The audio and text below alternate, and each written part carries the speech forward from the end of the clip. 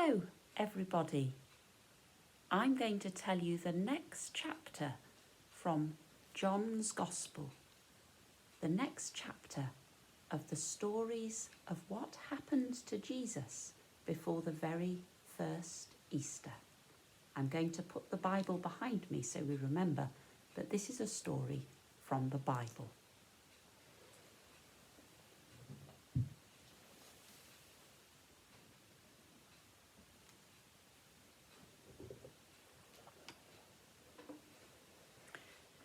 So perhaps you remember that at the end of the last chapter, Jesus and his disciples had been having a meal.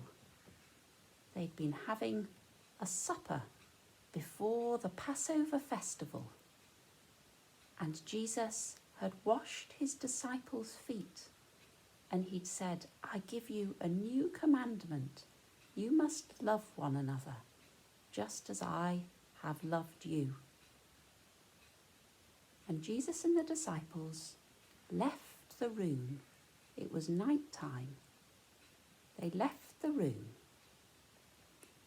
and they set off. They set off towards a place where Jesus and his disciples often went. John says it was a garden. They set off, Jesus and the disciples, across the Kidron Valley to a garden in the middle of the night. Judas knew that this garden was a place that Jesus and his disciples often went to. And do you remember Judas had left that supper early? He'd left that supper early. And what he had done was gone to find the Pharisees and the scribes and the people who wanted to find Jesus and capture him, the people who said, we've got to get him. Judas had gone to find those people. And in the middle of the night, Judas brought those people to the garden. Jesus heard them coming, and he went up to them. And he said, who are you looking for? And they said, Jesus of Nazareth. And Jesus said, I am he. And when they heard him say, I am he, they fell to their faces on the ground. I am he. Those words were such special words, because I am he are the special words that in the Jewish scriptures are the name of God. And the Jewish people know that the name of God is so special, you must never say it, because it is such a holy name. But Jesus said it again. He said, since I have told you that I am he, since I have told you that I am he, you should let these other people go. You should let these other people go. Jesus meant his disciples, because the Bible said that not one of the people whom God had given Jesus would be lost. You should let them go, said Jesus. Peter came and he took his sword, here is the sword, and he cut off the ear of the high priest's servant. he cut off his ear. But Jesus said, "Put your sword back in its case.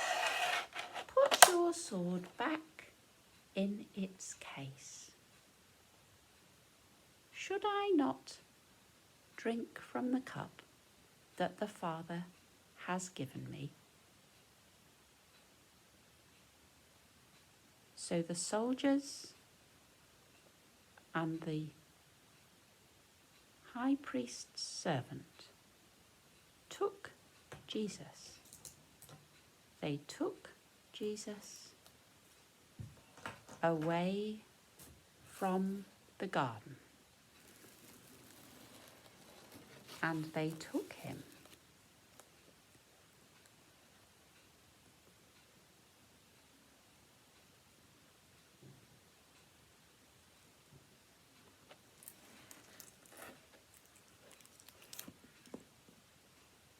to the high priest's courtyard, which was near, very near, the temple in Jerusalem. They took Jesus there.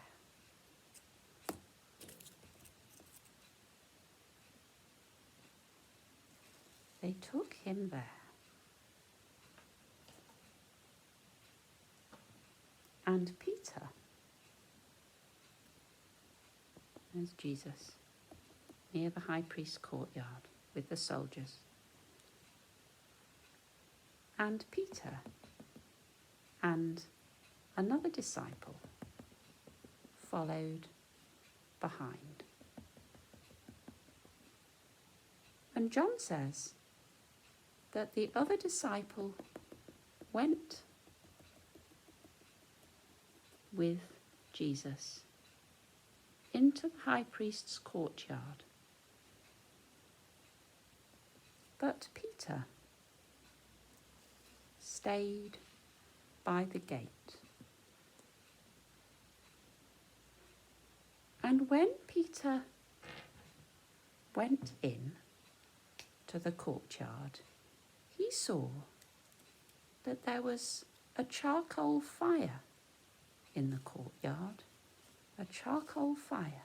And you see it burning. These are the sparkles of the flames. And it was cold. And the soldiers and the servants were sitting, warming themselves by the fire. So Peter sat down too. The lady who had been keeping the gate outside the high priest's courtyard came up to Peter and she said, "You are one of that man's disciples, aren't you?" And Peter said, "I am not."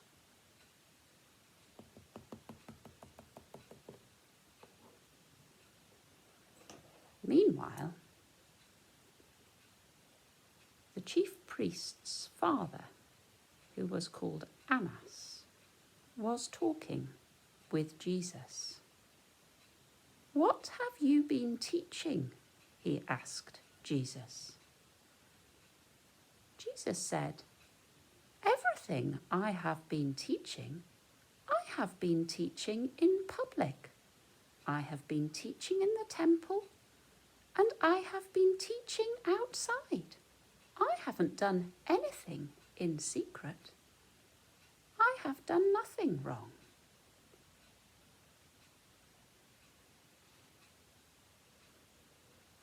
Meanwhile, outside, in the courtyard, one of the servants looked at Peter, and the servant said, "You are one of that man's disciples, aren't you?" And Peter said, "I am not." And the soldier who had been a relative of the person whose ear Peter had cut off, said to him, "You are one of his disciples. I think I saw you in the garden." And Peter said, "I am not." And at that moment, a cockerel crowed, "Cock-a-doodle-doo!" Meanwhile,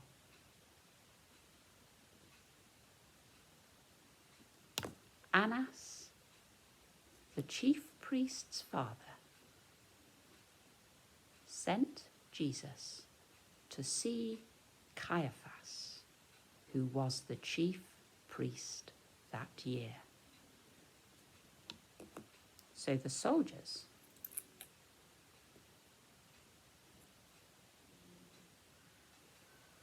took Jesus there.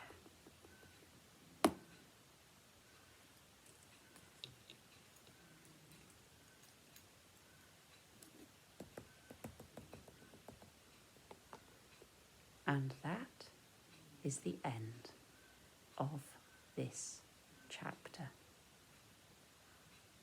I wonder what is going to happen next. Did you notice what Peter did? Did you notice what he did? The woman said to him, "You are one of his disciples." And the servant said to him, "You are one of his disciples." And the soldier said to him, "You are one of his disciples." And every time Peter said, "No, I am not." Do you think that was true? I wonder why Peter said that. I wonder why.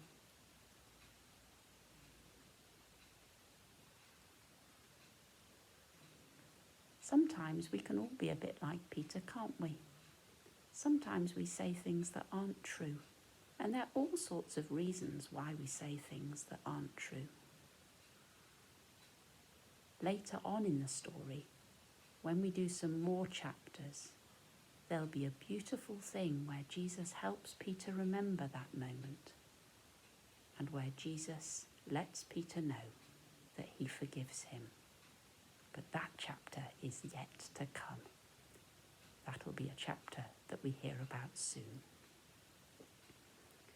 So for today, I'm going to say a prayer. If you'd like to make it your prayer, we'll say Amen at the end. Dear Jesus, when we think of Peter, we remember that all of us do things that aren't right. All of us do things wrong sometimes. Dear Jesus, thank you that you forgive us, just like you forgave Peter 2,000 years ago. Amen.